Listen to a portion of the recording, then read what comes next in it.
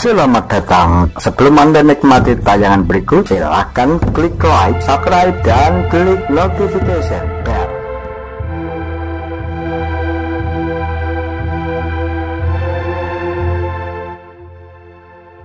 Persinggungan Soeharto dengan para jenderal pahlawan revolusi. Soeharto dalam beberapa sumber disebutkan pernah bersinggungan dengan beberapa pahlawan revolusi, terutama Ahmad Yani. Bahkan ia pernah diselidiki terkait kasus korupsi. Dan Sutoyo Siswomiharjo serta S. Parman, dua pahlawan revolusi, masuk di dalam tim pemeriksaannya. Membahas mantan Presiden Soeharto seakan tak ada habisnya, terutama gagasan menjadikannya sebagai pahlawan nasional. Jika benar itu terjadi, Soeharto akan setara dengan kolega-koleganya yang lebih dahulu menjadi pahlawan nasional. Setelah sekian lama hanya disebut pahlawan revolusi, Undang-Undang Nomor 20 Tahun 2009 tentang gelar, tanda jasa, dan tanda kehormatan membuat status pahlawan revolusi disamakan dengan pahlawan nasional. Di mata pengagum, pendukung, juga pengikut, Soeharto layak menjadi pahlawan nasional. Namun tidak bagi aktivis peduli hak asasi manusia dan para korban-korban era Orde Baru. Sudah banyak yang berbicara soal Orde Baru yang dikaitkan dengan korupsi, kolusi, dan nepotisme di era Soeharto saat menjadi presiden. Namun sangat jarang yang menghubungkannya dengan kolega-koleganya yang sudah jadi pahlawan revolusi. Ahmad Yani, pentolan pahlawan revolusi, jauh lebih populer dibanding Soeharto. Sebelum Malam Jahanam 30 September 1965. Ahmad Yani versus Soeharto. Soeharto dan Yani punya jenjang karir militer yang hampir sama. Usia mereka hanya terpaut 1 tahun saja. Soeharto lahir 8 Juni 1921 di Bantul. Sementara Ahmad Yani lahir 19 Juni 1922 di Purworejo. Keduanya bukan anak priayi. Di tahun yang sama, 1940, tak jelas bulannya, keduanya masuk militer Belanda, Koninklijke Nederlands Indische Lager atau KNIL, KNIL. Soeharto memulainya dari bawah, namun dalam waktu singkat bisa jadi sersan. Meski pendidikannya rendah dan tak jelas sekolah menengahnya, namun dia berbakat untuk profesi militer. Sementara Yani dengan pengalaman pernah belajar hingga SMA di zaman kolonial, tentu bisa dengan cepat menjadi sersan. Gaji sersan menurut Budiarjo dalam autobiografinya Siapa Sudi Saya Dongengi yang terbit 1996. Saat itu 60 gulden. Angka ini lumayan tinggi di zaman kolonial, tapi mereka tidak lama menjadi sersan karena Hindia Belanda keburu kalah oleh bala tentara Jepang. Di masa pendudukan Jepang, mereka pun bergabung dengan tentara sukarela pembela tanah air atau PETA. Setelah jadi polisi di Yogyakarta, Soeharto ikut pelatihan calon komandan peleton Sodanco, lalu ikut pelatihan komandan kompi Sudanco. Setelah pelatihan ditempatkan di daerah Yogyakarta, Yani juga masuk PETA dan ditempatkan di Purworejo. Pada 1945, pangkat mereka hampir sama. Setelah proklamasi keduanya masuk Badan Keamanan Rakyat (PKR) yang kemudian menjadi Tentara Keamanan Rakyat (TKR). Keduanya sudah berpangkat Letnan Kolonel pada tahun 1948, lalu Kolonel di akhir dekade 1950-an.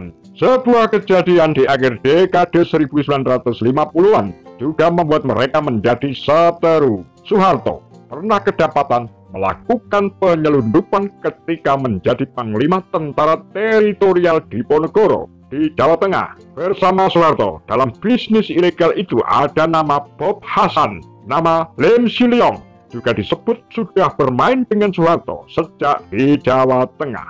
Ketika itu di Jawa Tengah sawah-sawah banyak gagal panen, sehingga Jawa Tengah impor beras dari Singapura. Sebagai penguasa perang, saya merasa ada wewenang mengambil keputusan darurat untuk kepentingan rakyat, ialah dengan barter gula dengan beras. Saya tugasi Bob Hasan melaksanakan barter ke Singapura dengan catatan beras harus datang lebih dahulu ke Semarang. Demikian pengakuan Soeharto dalam pikiran, ucapan, dan tindakan saya yang terbit tahun 1989.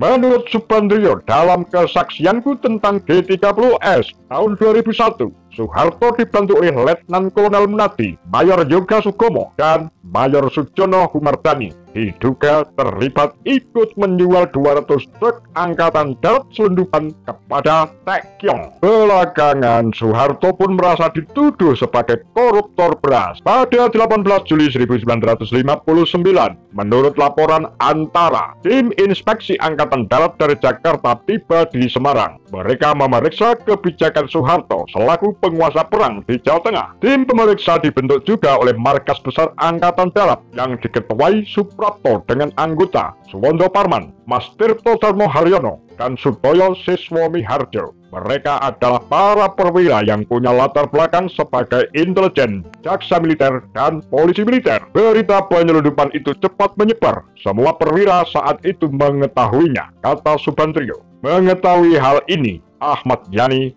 marah. Dalam suatu kesempatan, Yani bahkan sampai menampar Soeharto. Kasus penyelundupan dinilai telah memalukan Kor Abdul Haris Nasution yang ketika itu menjadi Kepala Staf Angkatan Darat. Kasat lantas mengusulkan agar Soeharto diadili Mahkamah Militer dan segera dipecat dari Angkatan Darat setelah kasus di Jateng berlalu. Beruntunglah Angkatan Darat memakai cara kekeluargaan.